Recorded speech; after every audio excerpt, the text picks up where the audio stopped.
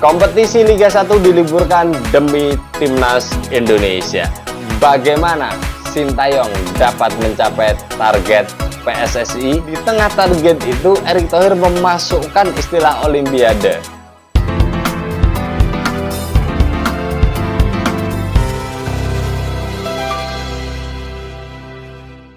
Setelah Komite Eksekutif PSSI mengadakan emergency meeting pada tanggal 30 Maret 2024, akhirnya diputuskan bahwa Liga 1 sementara diliburkan, tepat mulai tanggal 1 April sampai dengan tanggal 3 Mei. Pertanyaannya, apa yang menjadi pertimbangan PSSI meliburkan Liga 1? Kemudian pertanyaan berikutnya, dalam perhelatan Piala Asia U23, bagaimana Sintayong dapat mencapai target PSSI?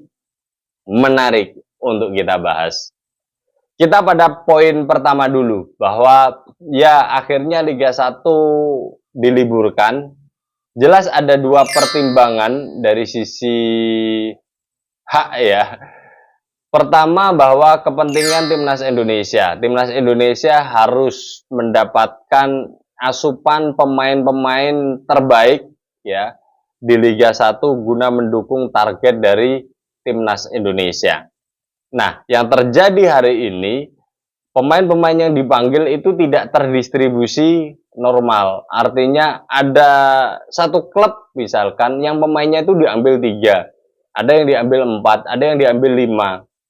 Tapi di satu sisi lain, satu klub itu tidak ada yang dipanggil oleh Timnas. Nah, ketika terdistribusinya tidak normal, maka ya sebagian klub yang pemainnya dipanggil Timnas lebih dari 2 pemain, 3 pemain, ya merasa dirugikan. Itu yang menjadi pertimbangan pertama. Yang kedua, ini memasuki pekan ke-31. Artinya, jelang beberapa pertandingan terakhir di Liga 1 ini, ada beberapa pertandingan yang krusial atau pertandingan yang sangat menentukan. Taruhlah sebut saja dalam memperebutkan Championship Series atau 4 besar di Liga 1. Di situ ya kalau kita lihat memang Borneo sudah hampir bisa dipastikan. Persib juga hampir bisa dipastikan. Tapi selebihnya 2 tiket itu masih bisa diperebutkan oleh beberapa klub, misalkan ada Bali United, Madura United, PSIS, Persik, bahkan ada Persis Solo juga ada potensi meskipun peluangnya kecil. Dari situ maka ya persiapan klub pastinya ingin melakukan persiapan terbaik guna memperebutkan tiket Championship Series. Dan pastinya pemain yang akan dimainkan adalah pemain-pemain terbaik, dan beberapa pemain terbaik yang ada di klub tersebut dipanggil oleh Timnas, maka ada potensi kepincangan di klub pada akhirnya. Terus kemudian juga dalam memperebutkan klasemen bawah atau keluar dari zona degradasi itu juga kalau dilihat poinnya masih sangat ketat, dan di situ ya ada risiko seperti Championship Series, tapi ini versi yang klasemen bawahnya, dan itu juga ya ada dirasa ketidakadilan. Dari situ maka ya berjalan di tengah-tengah, artinya PSSI memutuskan dengan bijak, saya pikir ya, Liga diliburkan. Dengan demikian Timnas akan bisa memanggil siapa saja pemain yang dikehendaki Sintayong, tapi di satu sisi klub-klub juga tidak terbebani ketika pemain-pemainnya dipanggil oleh Timnas. Dan saya yakin ini pasti ada konsekuensi tertentu ya. Inilah menurut saya kerennya manajerial Pak Erick Thohir. Karena ya sebenarnya ada yang dirugikan dari klub kalau kita bisa melihat. Taruhlah secara kasat mata ya, ketika kompetisi diliburkan 1 bulan, maka klub itu kan tetap harus membayar gaji pemain. Dan gaji pemain 1 bulan ketika tidak beroperasi atau Liga 1 libur, maka ya artinya pemain itu hanya berlatih dan tidak bekerja secara pokoknya, karena pokoknya itu kan bertanding di Liga 1 ya, dan di situ ya bisa jadi ada kerugian finansial atau pembengkakan biaya yang terjadi di setiap klub jika pertandingan itu diliburkan. Ya saya yakin ini adalah sudah melalui pertimbangan, perundingan, dan kesepakatan antara pihak Liga 1 dengan PSSI, sehingga keduanya merelakan Liga 1 diliburkan dengan konsekuensi-konsekuensi tertentu yang saling menguntungkan. Tapi konsekuensinya apa kan PSSI sendiri tidak membeberkan itu. Misalkan karena ini ada kaitannya dengan kerugian secara finansial menggaji karyawan di saat kompetisi libur, maka PSSI memberikan kompensasi balik, ya itu kan bisa saja, tapi itu tidak disebutkan. Dan kita tidak membahas terlalu dalam itu, yang penting keputusannya adalah kompetisi Liga 1 diliburkan demi Timnas Indonesia. Poinnya ada di situ. Kemudian yang kedua, pertanyaan yang kedua, bagaimana caranya Sintayong dapat mencapai target yang ditentukan oleh PSSI pada perhelatan Piala Asia U23 ini? Ini juga menarik sebenarnya. Kalau saya lihat dari jauh, peta kekuatan U23 itu kan hampir dibilang di Piala Asia ya. Di samping kita bicara histori, itu nggak terlihat, ya tidak seperti di timnas seniornya lah ya. Dan di situ saya kok nggak yakin kalau setiap negara itu mengetahui kekuatan masing-masing lawannya secara 100%. Paling mereka hanya mempelajari melalui video-video saat kualifikasi Piala Asia U23 kemarin, atau barangkali ada pemain-pemain yang istilahnya bermain moncer di kompetisi tertentu atau bermain di luar negeri. Disitulah menjadi poin plus dan nilai waspada bagi negara atau lawan dari tim yang akan dihadapi. Paling sebatas itu dalam mengukur kekuatan lawan, termasuk juga timnas Indonesia. Timnas Indonesia nanti itu akan tergabung dalam grup di mana ada negara Qatar sebagai tuan rumah, terus kemudian Australia, terus kemudian Yordania.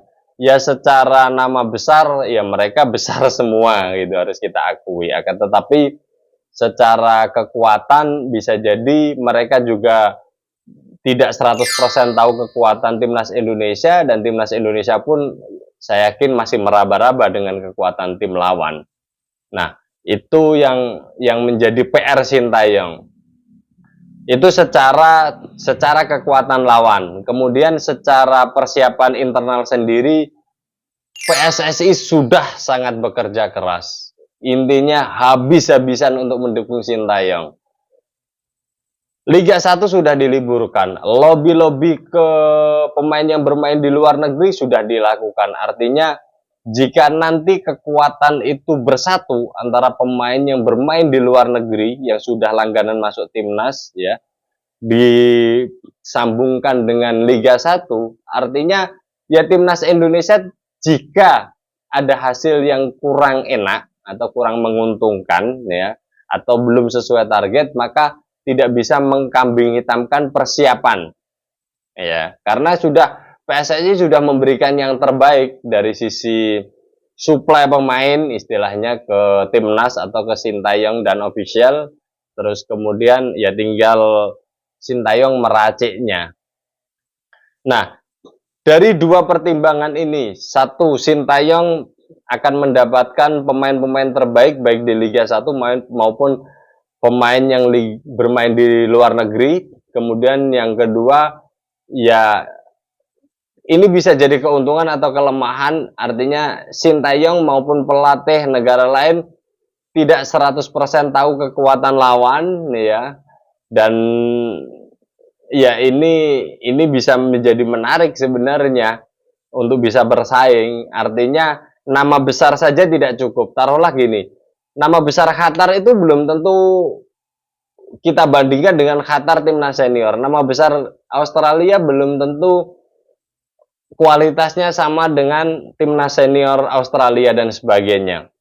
Dan ini sebenarnya menjadi keuntungan tersendiri. Kenapa keuntungan? Karena timnas Indonesia sebenarnya secara skenario jangka panjang sudah dipersiapkan oleh Sintayong. Artinya banyak pemain muda, bahkan Piala Asia itu rata-rata usianya adalah 22,4 atau 5 tahun. Ya sebagian besar usia muda di Piala Asia Senior. Sekarang mereka menjadi tim yang sama, tapi lawan-lawannya kelompok umur 23. Ini kan sebagai sebuah mentality sudah dapat duluan. Secara kebersamaan sudah dapat duluan. Dan waktu itu kita bisa mencapai target 16 besar. Nah, ini tentunya tingkat percaya dirinya juga sama besarnya juga. Artinya percaya dirinya tinggi untuk bisa mencapai 8 besar. Karena dalam Piala Asia U23 ini jumlah tim yang ikut hanya 16, kemudian hanya diambil juara dan runner up di setiap grupnya untuk masuk ke 8 besar. Ada 16 besar, diambil 2, kemudian babak 8 besar terjadi. Itu. Nah, PSSI atau dalam hal ini Sintayong ya, mewakili timnas Indonesia, kalau ingin lolos, menarik. Kalau ingin lolos, itu minimal harus dapat 5 poin dalam 3 laga pertandingan. Ya. 3 laga itu kalau menang terus kan nilainya 9. Nah, ini minimal harus 5 poin. Atau 6 poin itu menjadi aman. Ya. Taruhlah kita pakai cara yang minimalis. Target 5 poin. Artinya harus menang 1 kali dan 2 kali seri. Ya. Itu nanti Indonesia akan mengantongi 5 poin. Nah, sekarang yang dibidik Sintayong adalah tim mana yang ditargetkan, lawan negara mana yang ditargetkan Sintayong untuk bisa menggapai 3 poin. Terus kemudian negara mana yang akan menjadi lawan dari timnas Indonesia yang akan mendapatkan 1 poin, 1 poin. Begitu juga seterusnya jika targetnya adalah 6 poin. Jika 6 poin maka ya tim mana yang dibidik secara 2 kali Indonesia harus menang. Ini kan nanti soal cara Sintayong mengatasi, merotasi pemain-pemainnya dan menggunakan taktik, strategi, susunan pemainnya seperti apa.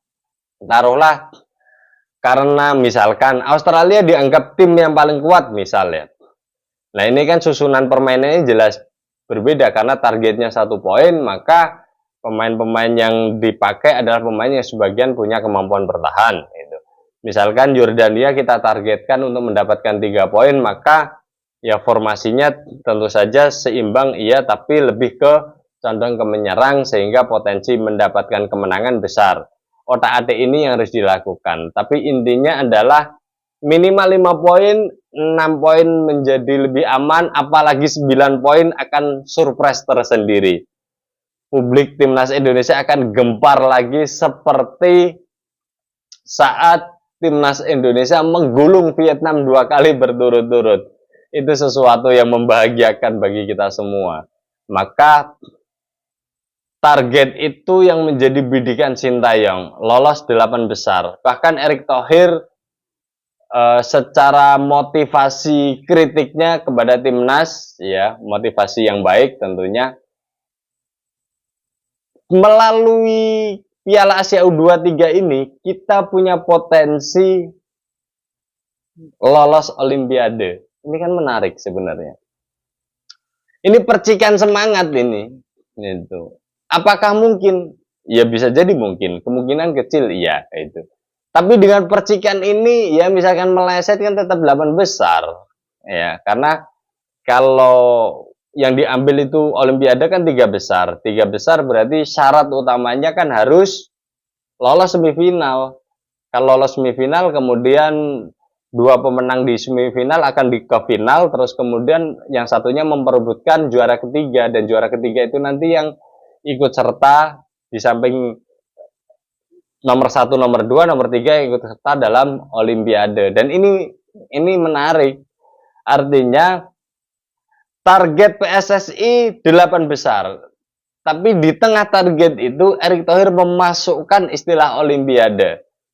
Ini akan menjadi suntikan dukungan moral sebenarnya kalau dianggap positif oleh Sintayong dan semua pemain timnas. Bidikan kita itu sebenarnya tidak 8 besar, tapi adalah juara ketiga Piala Asia U23. Nah, misalkan pun meleset, ya enggak apa-apa. Yang penting kan sudah lolos 8 besar. Bisa jadi kalkulasinya atau gambaran secara kualitatifnya seperti itulah ya.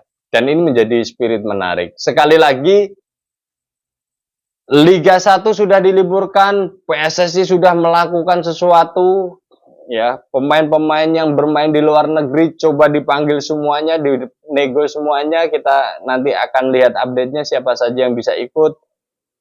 Artinya Sintayong punya banyak pilihan, punya banyak pemain yang bisa dipanggil, dan ini menjadi modal utama, modal penuh Sintayong untuk bisa menggemparkan, membuat surprise Piala Asia U23 ini dari timnas atau negara yang pertama kali lolos. Ini menarik. Kadang itu ngeri-ngeri sedap memang kalau melihat perjalanan PSSI di era Pak Erick Thohir ini. Timnas atau negara yang baru pertama kali lolos, targetnya tidak main-main. Targetnya juara 3, lolos Olimpiade. Gila itu. Tapi ya inilah memang, sebagai orang manajerial tidak ada salahnya Erick Thohir memompa motivasi sampai sedalam itu, karena memang semua nanti akan bergerak. Energi ini akan bisa naik.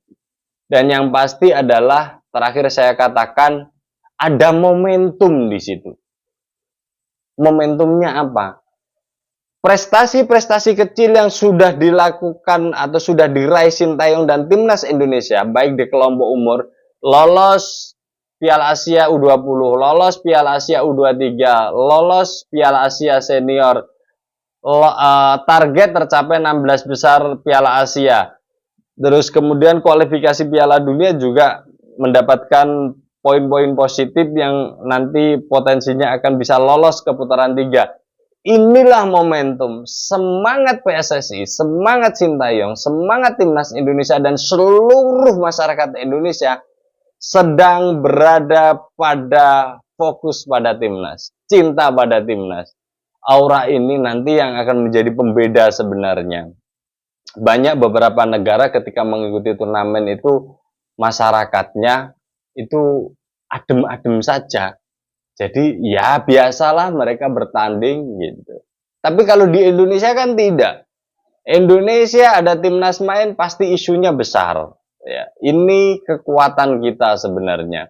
Ini modal besar kita sebenarnya. Dan jika Sintayong berhasil mencapai target minimal 8 besar atau bahkan bisa mengantarkan timnas U23 lolos ke Olimpiade, saya pikir luar biasa. Satu kata luar biasa untuk Sintayong, PSSI, dan semua pemain timnas yang terlibat. Kita ikuti saja perkembangannya nanti, dan yang pastinya di setiap pertandingan mulai tanggal 15 April 2024 timnas akan bertanding. Kita akan ikuti, kita akan tonton, dan kita akan menjadi saksi sejarah perjalanan timnas U23. Semoga saja sesuai dengan harapan, dan kita ikuti perkembangan berikutnya bersama saya Setia Uban. Thanks for watching.